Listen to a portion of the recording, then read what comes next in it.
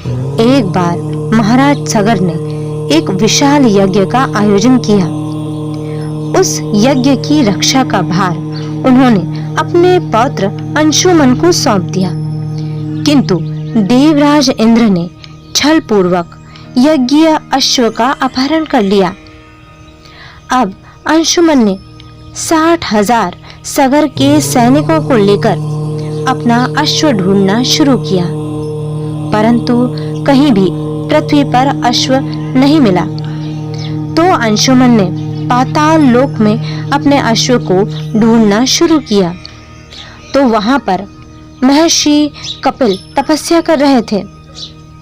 उन्हीं के पास महाराज सगर का अश्व घास चर रहा था।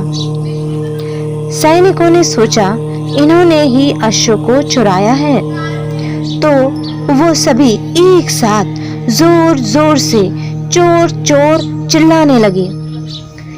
इतने शोर से महर्षि कपिल की तपस्या, उनकी समाधि टूट गई। उन्होंने क्रोधवश जैसे ही अपनी आंखें खोली तो उस अग्नि से सारे लोग जलकर भस्म हो गए। इन्हीं सभी मृत लोगों के उद्धार के लिए महाराज दिलीप के पुत्र भागीरथ ने ब्रह्मा जी की कठोर तपस्या की। ब्रह्मा जी ने प्रसन्न होकर वरदान मांगने के लिए कहा,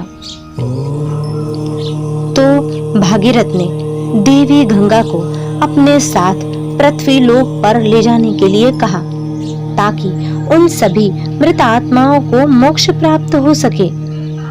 इस पर ब्रह्मा जी ने कहा कि भागीरथ, पृथ्वी गंगा के वेग को नहीं सह पाएगी।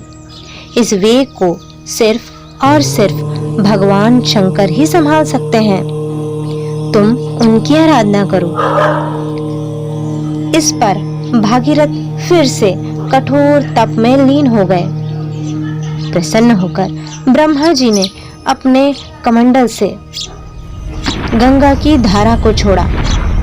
तब भगवान शिव ने अपनी गंगा की धारा को अपनी जटाओं में लपेटकर बांध लिया।